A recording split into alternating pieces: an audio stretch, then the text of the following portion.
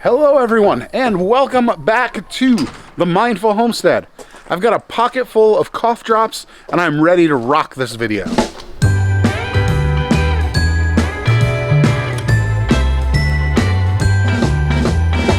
As anybody with children knows, it is not only the time of year for holiday gatherings and family get-togethers, it is also cold, flu, cough, whatever else season, and Emma brought back a nasty one from school. I almost didn't film this video. I was gonna go live last night, which would have been Sunday, and I did not because I wasn't in the mood to do that.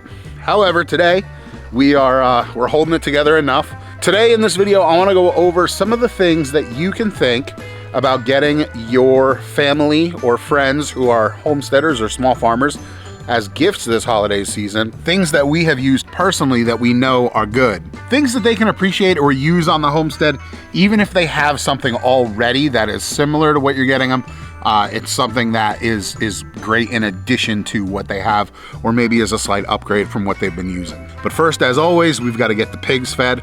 So I'm gonna load the feed up in the back of the truck. We'll drive it down to them and we'll start talking.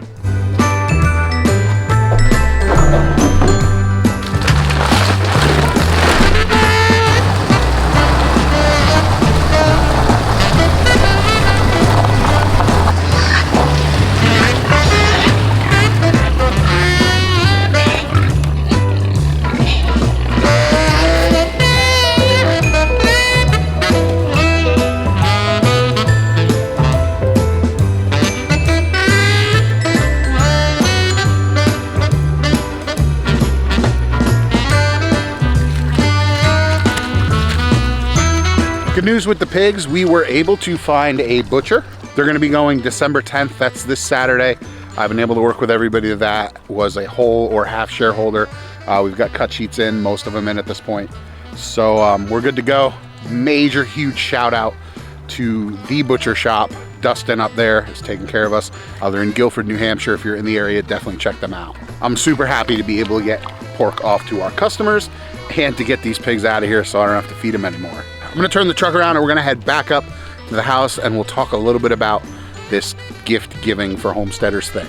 So I had a few rules in place when I was coming up with this list. The first was $50 and under, which actually was a lot trickier than I expected because a lot of these items used to be $50 and under, and then with inflation, prices have changed a little bit.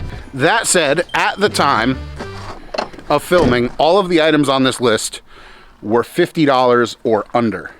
They might have been right at $50, but they were $50 or under. Secondly, for all of these items, we had to own them.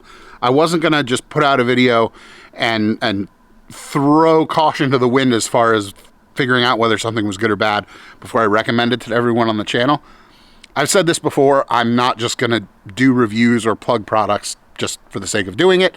I want you guys to have the best product possible, just like you know, we do. We work hard for our money, and when we spend it, we want it to be on something that works. So everything on this list, we own already, we've used, we've looked at. I know it's good stuff. So with that said, I'm going to go grab these items. I'm gonna set up the camera, and I'm gonna get through as many as I can before I have to go drop Emma off at dance class and go get a haircut, which I have to do in a little bit. So we'll get through as many as we can, and then we'll come back and we'll finish out the rest. Maybe we'll do it inside. Maybe, I don't know what we'll do, but we'll figure it out. All right, surprise, surprise here. I don't have some big fancy filming studio, but I do have this trailer that I found free on the side of the road that Jackie says she's going to throw away if I don't find a use for it. So, Jackie, since I know you're watching this video, I have found a use for the trailer. Please don't throw it away. No, but in all seriousness, what I'll do is I will take out the items one by one that I'm going to be talking about, and I will hold them up, and I'll give you kind of my 1-2 take on them, what I think of them, about what they're going for right now. But what I'm hoping for is to maybe give you some ideas, whether it's not maybe these items specifically, but items like them that could be gifted to the homesteader or small farmer in your life, or give to yourself if that's what you're into for the holiday season. So the first gift I would recommend if you were shopping for a homesteader or somebody with a small farm would be good garden tools. And I want to stipulate there, good.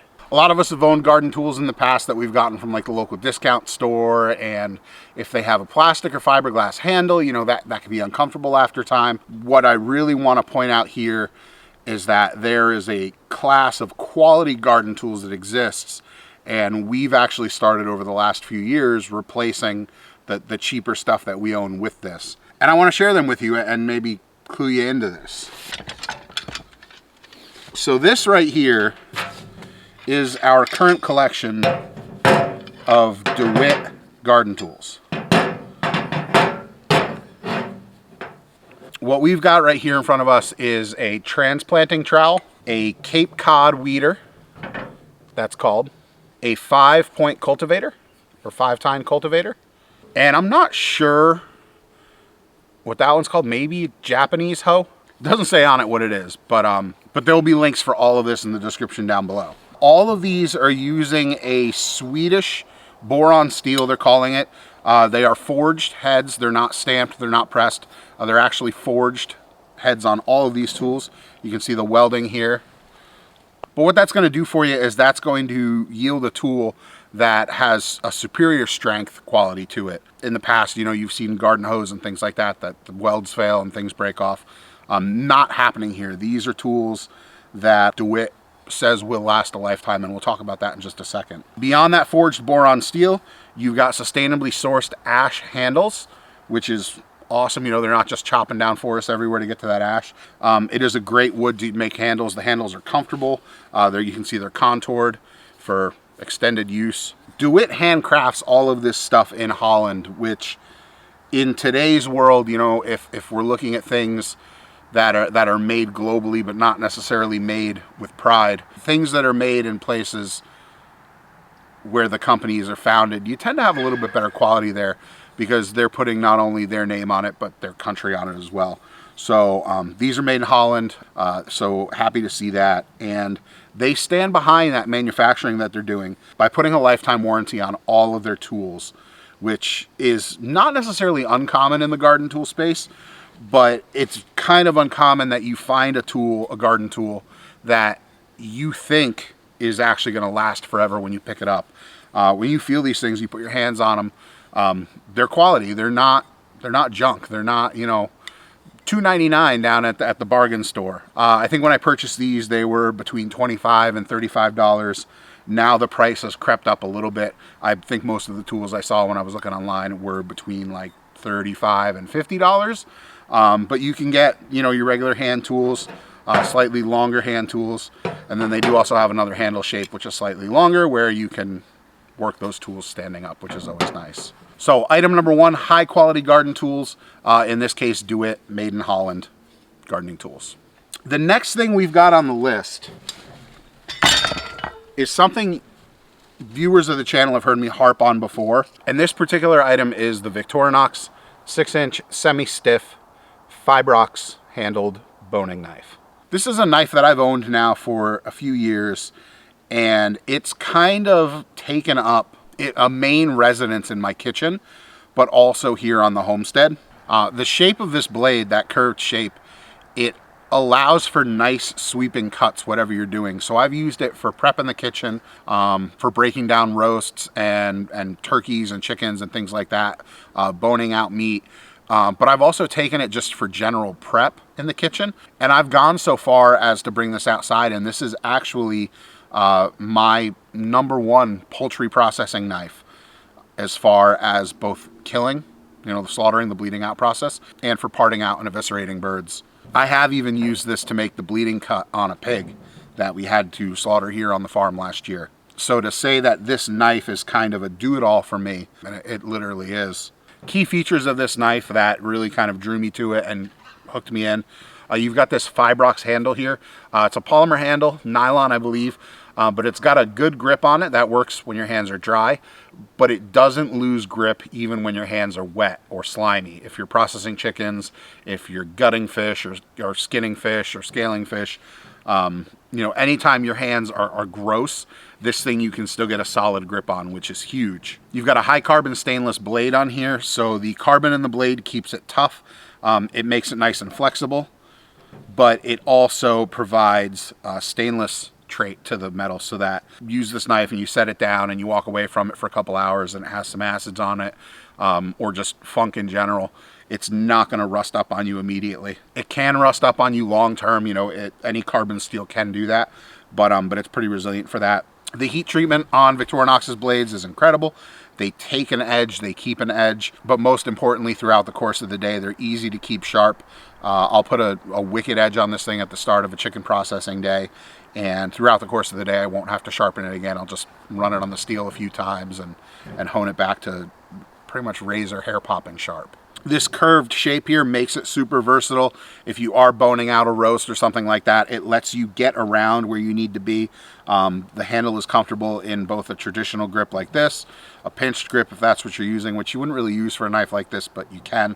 But a traditional kind of slicing, if you're doing poultry processing, or for boning out roasts and things, a reverse grip where you need to get around bones and things like that into joints. This works awesome for that. It is dishwasher safe. It is NSF certified, which is the National Sanitation Foundation. That is a certification for knives that are used in the kitchen. Essentially what it means is that there's no nooks and crannies on this knife. It's designed in such a way that bacteria or food, you know, I should say, is not going to congregate in any certain areas on this knife, and that when you do wash it, you're able to get it very clean. This, unfortunately, was the biggest jump in price out of any of the items on this list that I saw due to the inflation that's going on right now. This, when I purchased it, was $22, $22.50, I believe. It has now since gone up in price. I believe the price I saw on Amazon was around $40.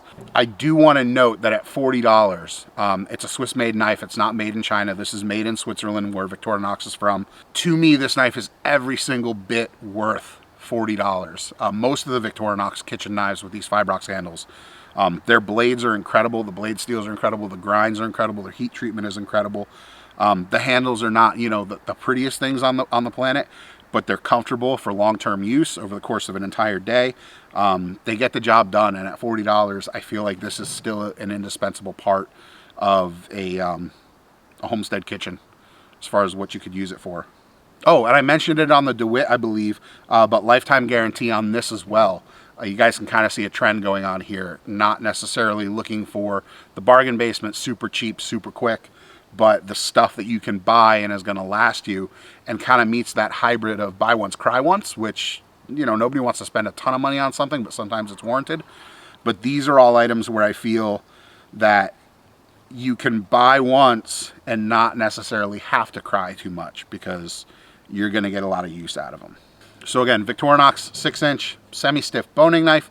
I will leave a link to that in the description for you. Next up on the hit parade is this pair of Hi-C women's garden boots, which have become Jackie's favorite. These are her go-to at this point. This is what she's been wearing for everything since earlier in the summer when we got them. I think we even got them early back in the spring. For a waterproof boot, these have been super, super comfortable for her.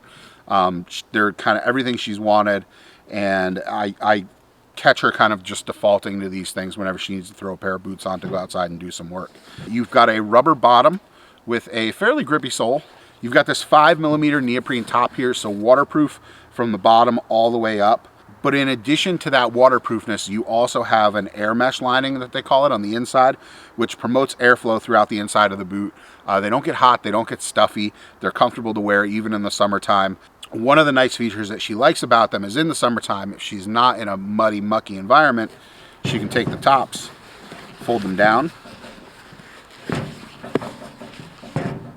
and you've got that cute little floral pattern there that kind of stands out and is pretty. I don't know.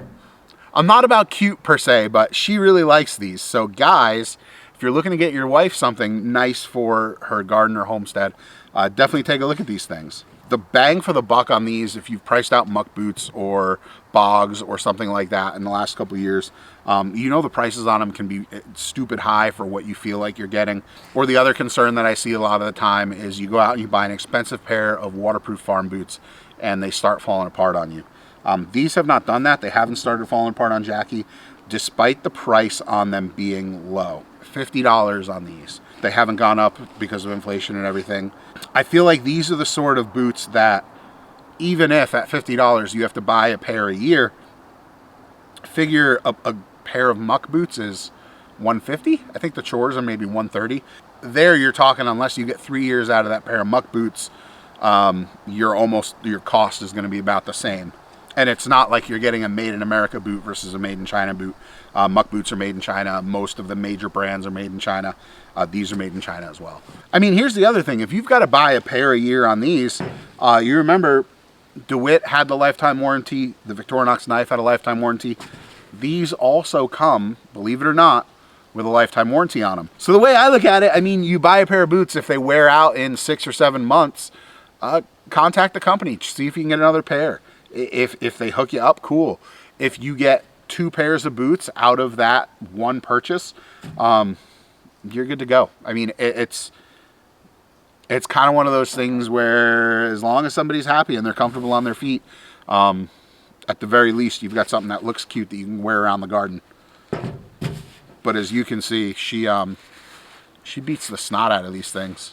And right about there is where I have to break off to go bring Emma to dance class and get a haircut.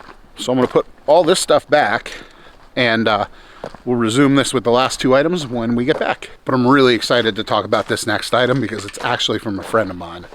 All right, it is the next day, and I didn't get that done like I wanted to. But we're here in the house. I'm about to sit down and I'm going to start editing this video, but I wanted to get through 4 and 5 for you. It's going to be this book right here, The First Time Homesteader by my friend Jessica Sowards. Now, you might know Jess from her YouTube channel, Roots and Refuge. In fact, if you watch this channel and you don't know Jess, I'm curious how you found us. But Jess has a great YouTube channel. She has provided inspiration and knowledge for so many people on YouTube. But she came out with this book in September, which is kind of a primer on homesteading life.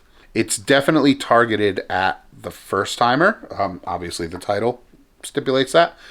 But what I think it's great for is providing kind of some reflection and inspiration for homesteaders that have been doing it maybe for a while to look back at what they've been doing and kind of reflect on the paths they've chosen and why they've chosen them, and maybe shake things up a little bit and make some changes to what they're doing. The photography in this is incredible. It's done really well. The writing is simple, straightforward, and to the point. There's a lot of books that I recommend for homesteaders to have on their bookshelf, but this is one of those that it definitely is going to be at the forefront of it. I find myself picking it up to look over things pretty regularly. So I feel like that's a good one to get because it's still so new. It just came out in September. Not a lot of people are going to have it on their bookshelf yet. So if you're looking for a gift, it's probably something to check out. And the last thing you got to buy for the homesteader or small farmer on your shopping list, it had to be a little bit self-serving, is going to be some Dapper Pig stuff. In this case, the sandalwood and lemongrass soap, where you've got beard balms, you've got hand salves, you've got beard oils. All of these products are made right here on the farm. Soaps using lard from our own pigs or pigs that we know are treated humanely. They're great, nourishing soaps. They create nice foaming lathers, but they don't dry out your skin. The beard oils and beard balms and hand salves, all of that stuff, I'm a little biased, but I think it's pretty good. And I've been knee deep in catching up on the Black Friday orders, but there is still time to place an order on our website to get it in time for Christmas if you're looking for gift ideas. So definitely check out mindfulhomestead.com/shop. Links to everything will be in the description down below. That's going to do it for the list this year. Hopefully this video gave you some ideas. If you don't pick something directly that I talked about on the video, maybe it kind of got your mind running in the direction of something you can pick out for somebody. All the links that you're going to find down below in the description are affiliate links. So if you purchase something through them, it doesn't cost you anything more, but it does help our channel out a little bit. So we greatly appreciate that. If you're a chicken coop tier or higher member of our Patreon page, you're going to be getting a super package of Dapper Pig stuff. It's going to be going out in the next week or so. I know that I missed the third quarter gift we're kind of saving it up to do something big for the end of the year. And then we're going to be making some big changes to the Patreon for 2023. Stay tuned on that stuff. As always, we appreciate all of you guys watching the channel. If you ran across this video and you're not a regular subscriber and you want to see more, make sure to head down below and click that subscribe button. Otherwise, we thank you for watching, and I hope you're having a great day.